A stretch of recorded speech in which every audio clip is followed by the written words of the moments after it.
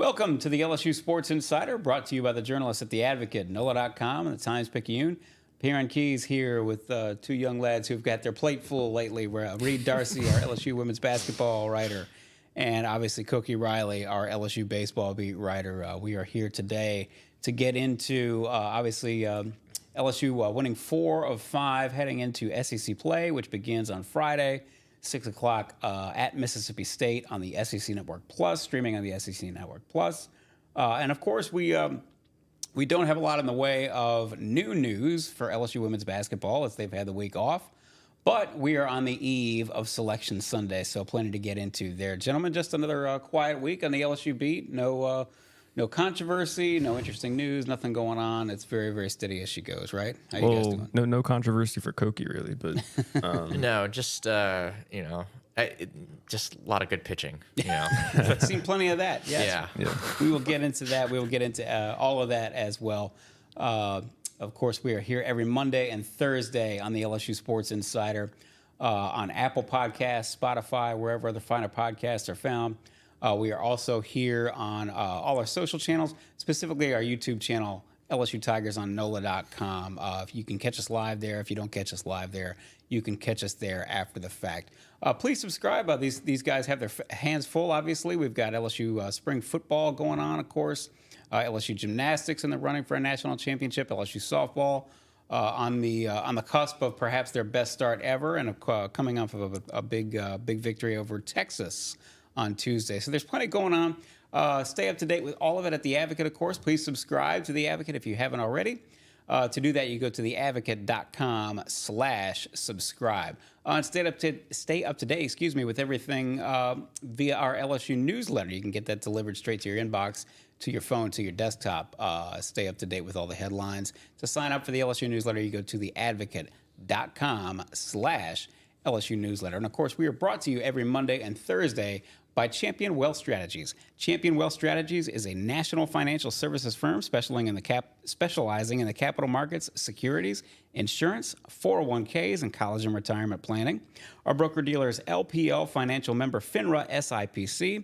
As you know, investments are not FDIC insured, may lose value, and have no bank guarantee. To learn more, go to Champion Wealth Strategies. Contact them at championwealthstrategies.com and plan like a champion today. So we will get into the LSU women's basketball team. Certainly looking good, pretty strong in more ways than one as we head toward the postseason. But first, let's talk a little bit of LSU baseball. We have not done that quite lately on this podcast. They have played 5 games now in the past week, going 2-1 against Xavier. And, of course, a couple of midweek wins against the North Dakota State Bison. They head into SEC play. SEC play is upon us now. The first of 10 SEC weekends. They're going to go play Mississippi State starting at 6 o'clock on Friday in Starkville, 4 o'clock Saturday, 1 o'clock. Is that right, Koki? Yes, 1 o'clock first pitch so. on Sunday. Okay. So they will close it out at 1 o'clock on Sunday. And first things first, we will get into the starting pitching and, for that matter, the bullpen, which has put on quite a show themselves lately. But first things first, let's talk about the lineup. There's been, as you would expect at this time of year, really throughout the season, but particularly early on in the season, tinkering with the lineup and some experimentation. And in some cases, I'm going to get to say, Koki, that it's not just experimentation, but just a sort of a move to get all of your good players in the lineup and give them a chance to play and start. As you mentioned, Brady Neal played in right field the other day. Paxton Kling moved down from the leadoff spot to number 8 in the order, and then of course Mac Bingham moved up into the leadoff spot. So some moving around, some mixing and matching, and of course LSU may have maybe the deepest it's ever been behind the plate. And you want to get all those guys a couple of shots to be able to contribute and play as well. So just go through some of these lineup changes and what maybe Jay Johnson is probably thinking as he's sort of mixing and matching and moving parts around. Yeah, with the lineup changes, I guess first we'll touch on the Brady Neal thing since that happened on Tuesday. Brady Neal started in right field. And I think it was the first time ever they had Travinsky, Milazzo, and Neal in the lineup at the same exact time. At one point, they were on base at the same exact time too, which was kind of a fun situation. I think Milazzo had a hit, and Travinsky and Neal were already on base or something to that degree. And Neal was great at the plate when they had him in there, and he kind of pushed their offense to a victory, a 6-1 win over North Dakota State on Tuesday. And I mean, if it weren't in the lineup, that game is probably tighter than it should be. So I think getting him into the lineup as often as they possibly can is going to be a good thing for this team. He's been one of the few good, really consistent and solid hitters for this team to start this year. They've had a lot of ups and downs with the offense, and he's been a steadier force for them. He churns out pretty quality at bats. He's hit the ball harder at a much more consistent rate than a lot of the other guys on this team. And they just need him in the order. And if that means, putting him in right field instead of having him sit one of those 3 days of a weekend series, then that's what you do. So, and I don't think it puts too much, extra pressure on him physically. And I think they've tried to be really careful with how they treat him physically because of the injury he had to his back last season, and the fact that he re-aggravated the injury in the summer. And really ever since then, they've been pretty cautious about how they sort of deploy him and how much work he does as a second baseman and an outfielder, and how much catching he does, and how much reps he does as in the batting cages. And that was before the season started. So, and really ever since then, they've really sat him for usually one game out of every three in a weekend series, as I mentioned. So yeah, so that was definitely an interesting sort of thing that popped up, at least as a test case, which the midweek games can be used as sort of testing labs for Jay Johnson. Certainly. When it comes to his lineup. And then the other change they made was on Wednesday with Paxton Kling moving from the leadoff spot down to number 8 hole. Kling had started his last 10 starts they were all as the leadoff hitter. In 10 of his last 11 games, one game he came off the bench because he had a little knack and fouled the ball off of himself. But really, he had been pretty consistently leadoff guy until yesterday, and he had just been struggling at the plate. His on-base percentage, I'm pretty sure heading into yesterday, was .471, but despite that, he had a .250 batting average. Right. So he just wasn't putting the ball in play enough, wasn't hitting the ball hard enough. Not living up to his, I guess, quote unquote potential, even though I'm not saying that, LSU should give up on this guy or anything. That's not what I'm saying, but he had been struggling lately, and they needed to find more answers on offense. And Mac Bingham has a ton of experience as a leadoff guy. He did it at Arizona pretty much all of last season. At least that's what he said. So he's kind of the perfect guy to slide into that spot. If anything happens to Kling, you kind of have the perfect Kling, not replacement, but the perfect sort of, guy who can slide into his role a little bit, and Bingham, who has a ton of experience leading off and also has a ton of experience playing center field. Right. So that's what they kind of did here, having Bingham lead off, and Bingham went 2 for 4 and had a home run. So some of these experimentations have worked in small sample sizes, as we saw this in the middle of this week. So it'll be interesting to see what translates over to the weekend and what doesn't. The other thing, and as you know, obviously a lot of time, maybe Paxton Kling moving down in the order, a lot of times that will sort of feels like it'll take the pressure off of somebody. You move them down in the order. The other thing too, when we're talking about all these players just sort of moving around like chess pieces, it's one thing if you're doing this and it's May 23rd and you're sort of doing this out of desperation because you're trying to find people who can play, who can get the job done, who you're still trying to figure out who you can count on, right?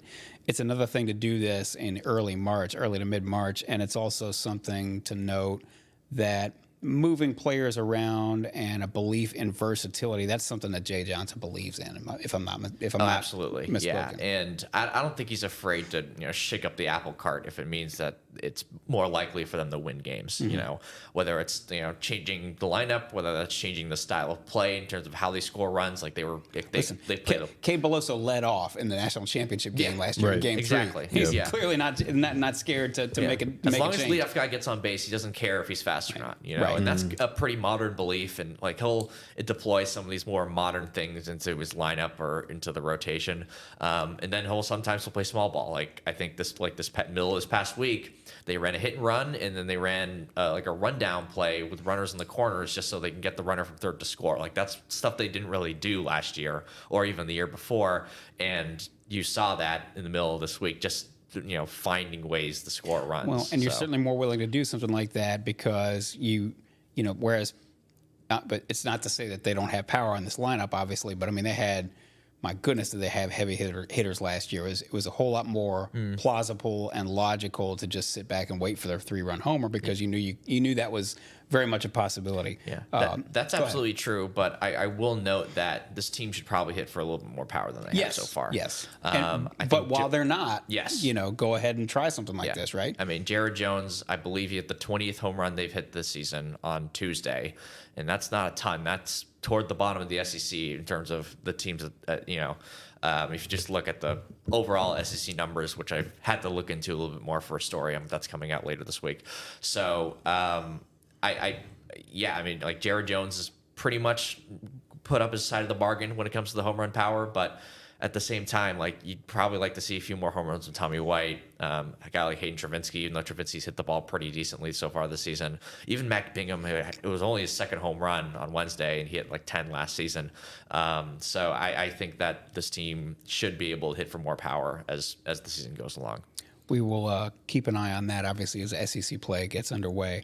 Another thing to keep an eye on, especially in terms of tinkering and experimenting, Kade Anderson, freshman left-hander, has been, I don't want to say lights out, but close to it to this point. 3 games, 3 starts, 14 innings. He's 2-0 with a 0.64 ERA, 26 strikeouts, 6 bases on balls. So...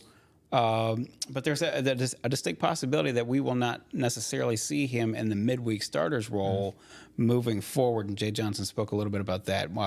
To go through that and just tell us what his thinking is behind that move. Just to be clear, I'm pretty sure those numbers are before Tuesday's game. But I think even though he gave up 1 run in 3 innings or 2 2/3. He didn't go long. He didn't go long. And I'll get into why exactly. It's because they want to save him for this weekend. And Jay Johnson said that, not more or less said that. He said that right after Tuesday's game. I mean, I literally asked him the question: Was this a ploy to get him ready for this weekend? And he's like, "What do you think?" in like almost like a joking fashion. But he's like, "Yeah." And then he went on to say, "I mean, if he's one of our he's one of our best pitchers, why not have him available?" So I mean, that's hard to argue with that logic, right? And I think it's just good for him to, face better competition because he keeps on dominating these, mid-major, these smaller schools. And you kind of want to see what this kid looks like against SEC competition. Even if Mississippi State is, the greatest team on earth, it's still going to be a slight step up if he pitches this weekend. And I'm really interested to see, how all of this stuff plays against these veteran SEC lineups. Worth noting also, first of all, it's very rare. This year's LSU team may be an exception in terms of your weekend starting rotation at the start of the season is not probably going to be the same as your weekend rotation at the end of the season. This team may be the exception because they're so loaded down with quality starting pitchers. But the other thing to recall and take into consideration, of course, is that we all know that once you get into the postseason, sort of all bets are off. Nate Ackenhausen, if I'm not mistaken, that was his first start in Omaha, going back to the World Series again. Yeah. And so not necessarily a bad thing to have had particularly some of your younger pitchers having served a bunch of different roles as you go down the road so that they're not necessarily broadsided by anything once they get into the postseason and the stakes get a little bit higher too. Yeah, you don't want to pigeonhole them the same way you don't want to pigeonhole your hitters. Right. You don't want, just Michael Braswell hitting 9th every single game, or you don't want. It's nice to have the versatility with a guy like Josh Pearson who can play second base as he did on Wednesday, right? Or Brady Neal playing in right field. So I think versatility is just a theme with Jay Johnson and just having the ability to play guys in different spots.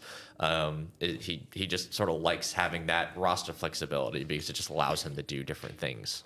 And you've got a deep pitching staff, which includes a bullpen that has, and again, you again talk about we're about to see LSU step up in level of competition.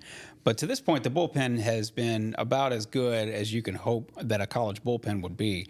The past 5 games against Xavier and the Bison, North Dakota State, and I did this by hand, so I might be off by a third of an inning or a run here and there, but it looks like 24 and a third innings in 5 games, a 1.47 ERA, 28 strikeouts, 12 walks. That's pretty strong. Yeah. That's pretty strong, and that's over a pretty decent sample size there too. To tell you how good the rotation's been, that's probably a step behind the rotation because like the rotation didn't give up a single run against Xavier, which is, stuff like that's kind of unheard of, especially at LSU. But I mean, as you said with the bullpen, I thought they pitched a lot better. They pitched a lot better the last 5 games. I think in Houston, it was a little bit up and down. It wasn't perfect for sure. And like when you look at their team ERA, the bullpen is clearly the thing that's kind of lowering them a little bit. They're still, I think, a top 5 team in terms of ERA in the SEC. But if you had to pick one thing, it's probably that. And then this weekend, they were excellent. Like Wednesday is a perfect example of this because they were really throwing the back half of their bullpen. It's kind of Johnny Holstaff style. Yeah, exactly. Yeah. Like Wilhelmer's threw, and the Wilhelmer's lights out so far this season. Cam Johnson threw. Aiden Moffett hadn't thrown in weeks, and he threw. Christian Little, I'd say, is working his way up in terms of where he is in the bullpen. He was lights out as well, and they didn't give up. The bullpen didn't give up a single run. Heck, they threw a shutout on Wednesday, which, again, that's their 5th game in 6 days, and they threw a shutout, which is something that this team would not have done last year, and especially the year before. So that kind of tells you how different the dynamics of this team is because, they scored 7 runs, but like last year they scored like 20 in that game, right? But this year they only score 7, but they also throw a shutout, right? So like that's just this team is just almost the complete opposite of last year in terms of all that sort of stuff. Do you think the hitting is maybe due for some regression, like some natural regression to the mean, like maybe Travinsky and Tommy White? Do you think they just like might regress and then sort of improve their averages just naturally, or yes? I think White hit the ball better this last couple games. He got robbed of a couple hits, especially one ball he scorched up the middle, and I think the North Dakota State second baseman made probably one of the best plays I've seen in college baseball to make that stop. And he's hitting the ball better and hitting the ball more to the opposite field, which is a good sign. But I think when it comes to like regression to the mean in terms of like a positive regression, you're looking at Paxton Kling. Right. You're looking at Mac Bingham. Those are the sort of the guys that you kind of heading into the year, you kind of expect them to either take a step forward or play up to, I guess, the quote unquote standard that they had set for themselves. And we just haven't quite seen that, at least yet. So I think those are sort of the guys you're sort of eyeing at, like, all right, when is the train going to really start moving? I think Tommy White's a good example of that, but I think we're slowly starting to see that already. Yeah. LSU versus Mississippi State 6 p.m. As you made mention of Koki, this is not a vintage Mississippi State team, but still the SEC. 6 o'clock Friday, 4 o'clock Saturday, 1 o'clock Sunday. What are some of the things you're going to be looking for this weekend? How do they approach Dakota Jordan? He's been one of the best hitters in the SEC so far this season. I think he has 8 or 9 home runs. And really, Mississippi State's pitching has been a lot better than I think many people expected. They've thrown the ball pretty well overall. I think they lost. I haven't checked what happened on Wednesday when they played UNL, but they lost on Tuesday. But that was just the snap and 9-game winning streak. So they have been playing better baseball lately after a pretty rocky start.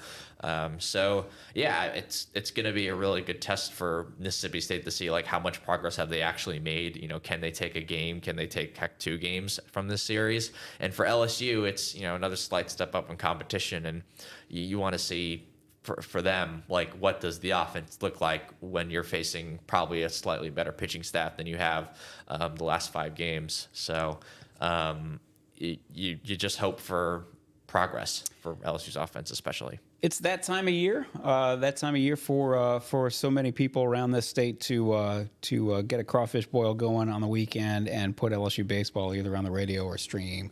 And so plenty of people are going to be looking toward that and looking forward to it over the next 2 months. And the journey begins sort of in earnest now this weekend with SEC play beginning.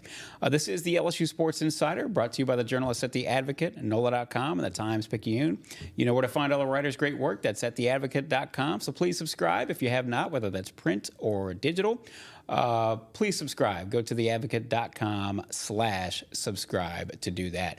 To stay up to date with everything, whether you subscribe or not, You can get all the headlines delivered to your phone, to your inbox, to your desktop with our LSU newsletter. And, of course, there's plenty going on. Spring football, baseball, softball is on a tear, obviously, gymnastics, and, of course, LSU women's basketball coming down the stretch here in the hunt as the NCAAs begin here in less than a week.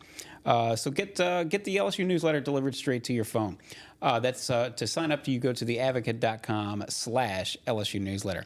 We are here every Monday and Thursday on the LSU Sports Insider. We're available on Apple Podcasts, Spotify, wherever other finer podcasts are found. But we're here live on all our social channels Monday and Thursday, more importantly, specifically on our YouTube channel, LSU Tigers on NOLA.com.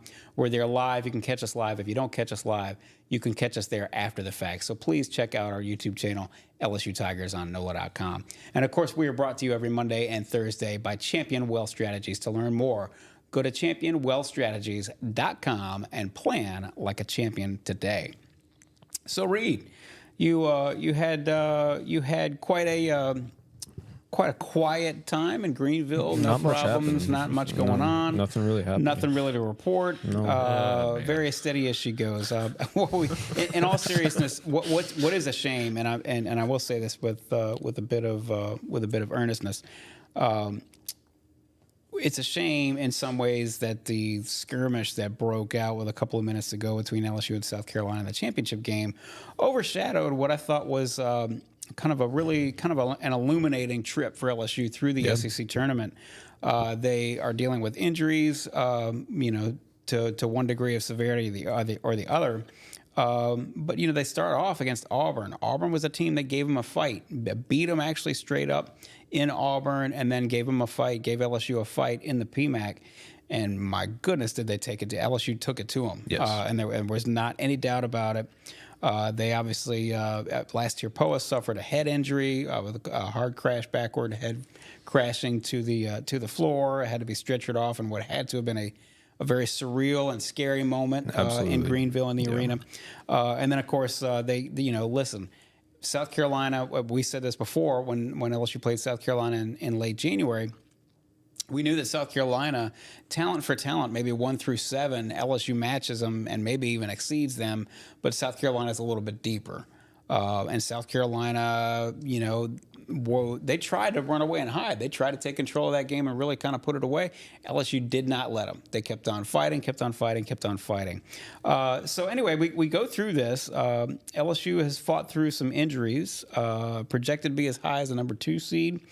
Just tell me, first things first, let's, if you would, just sort of recap their trip through the SEC tournament and tell me what sort of some of your main takeaways are from that takeaway. tournament. I think the first game against Auburn, I was sort of surprised how they came out. You could tell from the start they were just locked in and focused, and they were really hell bent on winning that game and proving that they were a better team than Auburn. And I've never seen them start out a game like that. They started 21-0 run or something like that. Trying to shut them out in the first quarter. Yeah. So they almost shut them out in the first quarter. So that was sort of the moment where I'm like, okay, they really have a shot at going getting to Sunday and maybe winning the whole thing. So that was sort of when I realized that.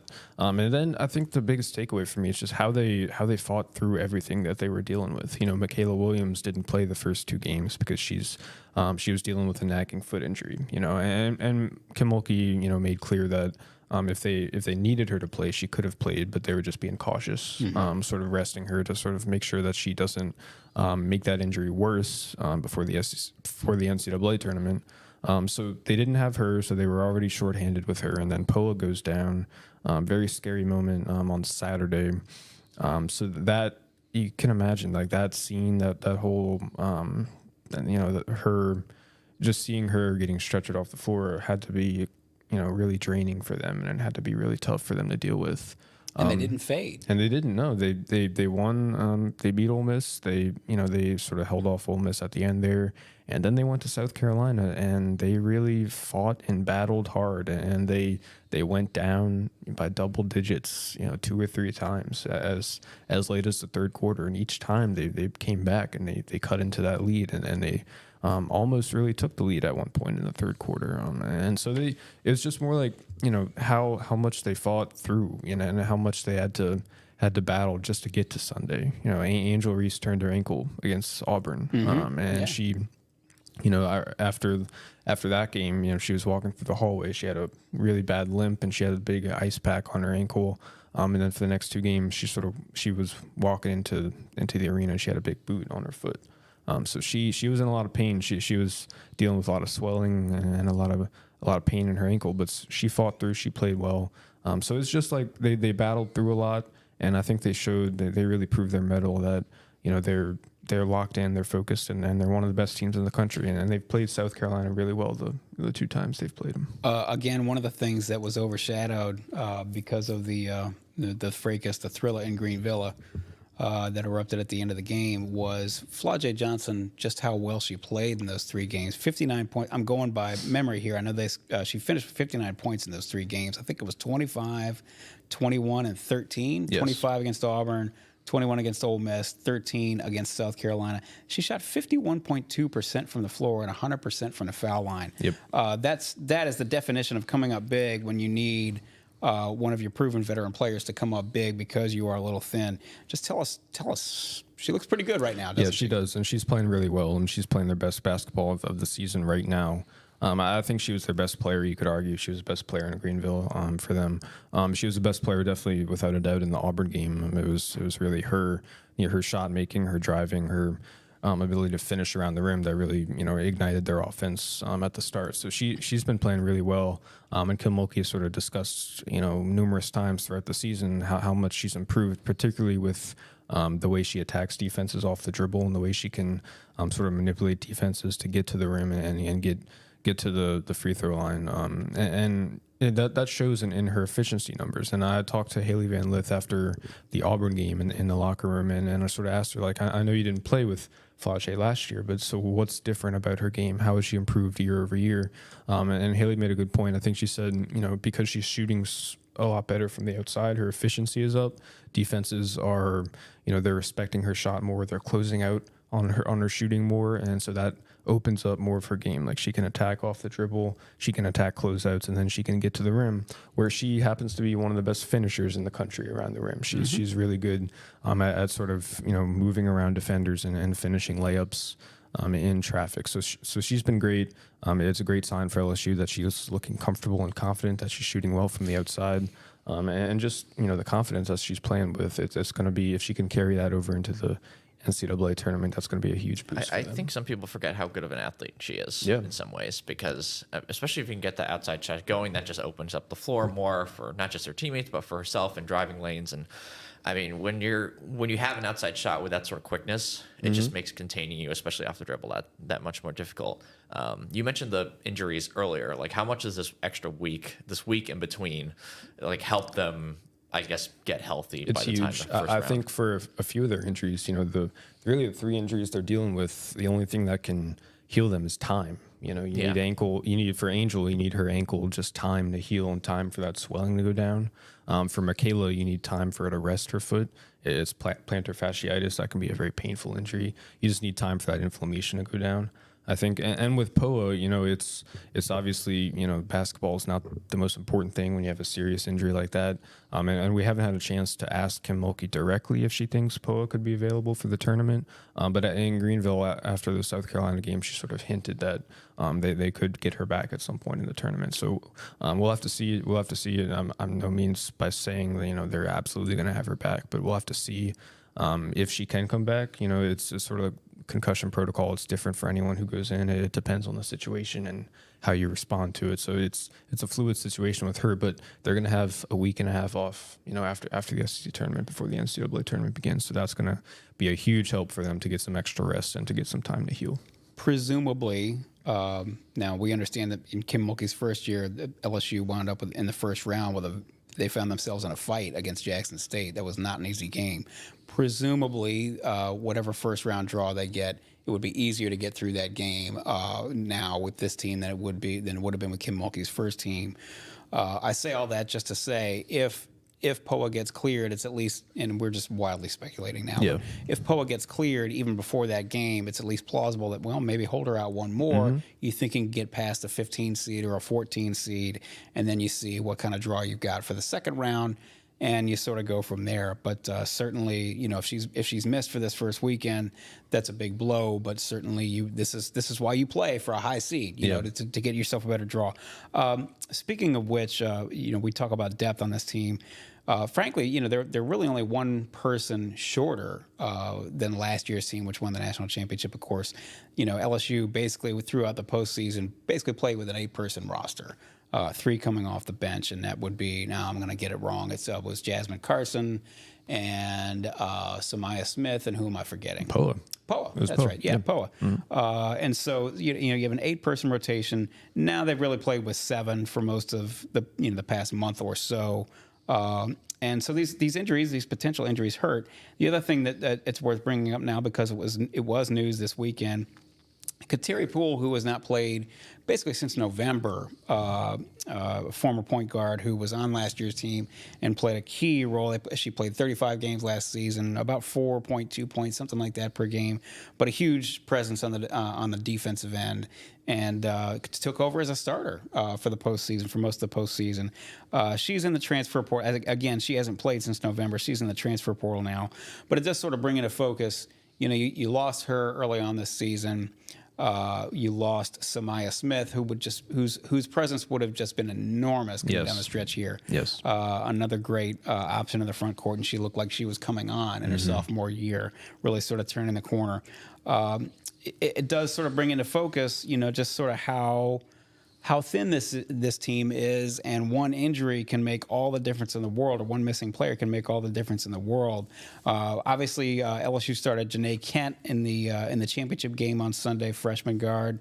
I don't know how much the coaching staff really trusts her, but just sort of take us through Kateri, what's going on with her, and just where LSU is in terms of depth, and sort of being able to sort of make it through and exceed. Well, she's going into the portal according to some reports out there. She will enter when it officially opens on Monday after Selection Sunday, and so she's got another year of eligibility. She's in the same boat as Angel Reese and Haley Van Lith, where they have that COVID year, that extra 5th year of eligibility. So she's going to try to find a place to play for her 5th year. Again, LSU hasn't had her since early December, and so I think she's the type of player who LSU could really benefit from if they had her, just to have an extra body who can come off the bench and give them a few minutes, take some pressure off Mikaylah Williams and Flau'jae and Haley Van Lith, and sort of help out defensively, help out passing, sort of be the connector on offense, and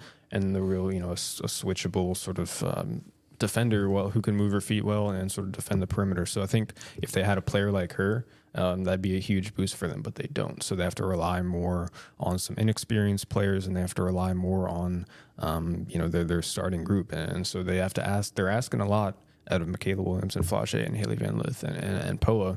And last year, like you mentioned, they really went 8 deep throughout the regular season and the postseason. Now they can only really go 7 deep based on how Kim Mulkey's played it so far and how she's aligned her rotations. So like you said, they made it through Greenville.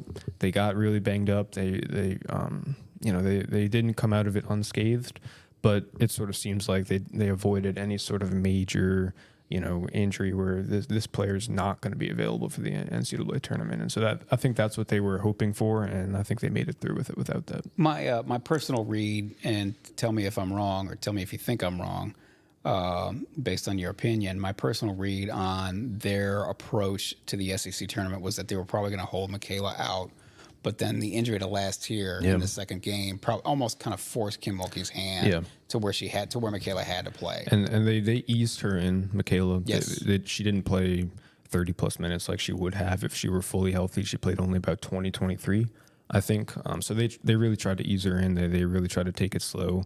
I think if Poa hadn't gone down on Saturday, we probably don't see Mikaylah on Sunday, because what Kim Mulkey said in the build-up to the weekend is that Michaela's available, she's ready if we need her, and if in a perfect world she'd sit, but what happened in Greenville was not a perfect world. They lost last year, Poa, on Saturday, so they had to play her, and it sort of seems like she didn't really aggravate anything from what we can tell, so that's really all they were hoping for. So she will have played. I'm sorry. Go ahead, Koki. You're going to say something. No, go ahead, because that my next question might follow up on yours. Well, so they will have played. So Mikaylah will have played that one game over the past week. She'll have almost another week to heal. That's obviously a good sign. We discussed the injuries. Time is the one thing that can heal, potentially heal these 3 injuries faster than anything else. Let's just say that one of these players has to either be limited or can't play in this first game or first couple of games. How much do you think we'll see out of Janae Kent? I think you'll see 8 minutes, 10 minutes? Maybe 10 to 15. Mm-hmm. You know, LSU, they started her on Sunday. Right. You know, that's one thing that also got overlooked. She didn't play starters minutes. She didn't play as much as Mikaylah Williams, but LSU started her, and I think Kim Mulkey wanted to see, throw her out there and see what she can give them. And it was overall a mixed bag. She committed a couple turnovers early, and Kim Mulkey gave her the quick pull early on, but she hit a 3. She made a couple nice plays on offense. She played good defense. She was solid in her rotation. She didn't make any glaring mistakes. So she was solid. I think we'll see. We'll find out in those first 2 rounds how much that performance showed Kim Mulkey that, hey, can I trust her? Can I really give her meaningful minutes? Because if she can give them, in the Sweet 16 and the Elite 8, if she can give them 10, 15 minutes of solid play per game, then that'd be huge. And she can step into that, I guess, that Jasmine Carson role who she it's a good played way. last year. Jasmine Carson, boy, talk about coming up big down the stretch. 6 threes in the championship game, if I'm not mistaken, last year. So I mean, look, hey, Selection Sunday is almost upon us. And so we're getting down to the nitty gritty. This is when it starts to get really fun.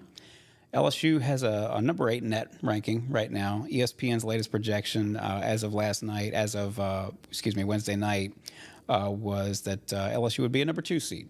Let's just sort of sit and talk about it. I personally think if I were the NCAA selection committee, I would do everything I could to have South Carolina, Iowa, maybe UConn. Who else am I forgetting? Those 3 in LSU and maybe USC to spread them out. USC is probably that would, if I had a dream Final Four. Yeah, with it'd Juju. be LSU, Iowa, South Carolina, and I guess USC. So we can really see Juju Watkins in the big stage. No UConn, wow. And that's a lot of star power. Well, UConn, disrespect and discount Gino at your own peril. But they got star power too. That's they It's why do have a lot of star That's power, right. but Juju Watkins she's the would future. agree. USC has to be in that 4. She is the future. Yeah. If I were a member of the NCAA selection committee, I would do everything to see if I couldn't set it up in such a way that gives me the highest possibility of seeing those teams in the Final Four. But we don't know. We don't know exactly what's going to happen. What are you expecting to see on Sunday, Reed? Well, they're either going to be a 2 or a 3 seed. In the last sort of NCAA's reveal of the top 16 seeds, they were 9th overall out of 16 teams. And so they were right on that borderline between a 2 and a 3. And so we'll have to see how much the SEC tournament, winning 2 games and losing 1 to South Carolina, did that move them up? Did that move them back? Did that sort of keep them, right where they are in the eyes of the selection committee? I could see it either way, but what's important to them is that, they're going to be that 2-3 seed. That's where they were positioned the first 2 years of Kim Mulkey's tenure at LSU. So I think Kim Mulkey is right where she wants to be in the seeding. It's on the women's side at least, no team has won the championship after being, beneath a 4 seed. So they're comfortably in those 4 seeds. They're going to host the first 2 rounds. It's just a matter of if they're going to be a 2 or 3 seed and where they're going to be placed in a regional as far as Albany or Portland. Who are some of those teams that you think they're sort of vying against for whether the teams that are going to help determine the difference between them being a 2 or a 3? That's a tough question. I think NC State, Kansas State are kind of in that mix. It's Miami right there, maybe? No, it's more like, UConn's kind of around that territory. It's sort of like, I think what you have to go on LSU is their games against South Carolina. You know, and I think that's probably the biggest boost to their resume, even though they lost 2 of those It's the games. toughest fights that South Carolina got. Fights, yeah. Tennessee. 2 of their 3 toughest fights. Yeah, The Well, Tennessee okay, game. Tennessee. Yes. Tennessee, it took them a miracle for them to beat Tennessee, but Tennessee played them twice before, and it Right. wasn't particularly close. LSU played them as well as anybody played. So I think that's, in the eyes of the selection committee, in the eyes of Kim Mulkey, she's like, we passed the eye test. We can go toe-to-toe with the undefeated, head and shoulders best team in the country. And so maybe, you know, that Sunday game really gets the selection committee to move them up a little bit in the rankings. Maybe. I don't know. We'll see. But that's going to, if anything boosts their resume, that's what it's going to be. Charlie Cream certainly, he was pretty adamant. The ESPN women's bracketologist was pretty adamant that he feels like that LSU is a solid number 2, but we don't know for sure. One thing I did want to mention before we get out, a couple of things before we get out of here. You know, it's been much discussed, obviously, the fracas and the aftermath of it. I'm going to speak only for myself here, and I'll make that clear. I think so many people felt as though maybe Dawn Staley, post-game, handled it better than Kim Mulkey did. You know, the title of Kim Mulkey's autobiography is "Won't Back Down." Yeah. So, I mean, there's nothing that Kim Mulkey was- said would be necessarily surprising. Yes. But you know, I just feel in the deeper context of everything, whatever your opinions of Kim Mulkey are from coast to coast, I think it's interesting. What's interesting, if we want to zoom out a little bit, going into this season, LSU was the consensus number 1. And everybody wanted a piece of them. And now here we are. They're 4 losses? 4 losses or 5? I can't remember. 5. Yeah. Okay. 5. So, Yeah. All right. 5 losses, and they, you know, excuse the expression, took the fight to South Carolina twice and lost.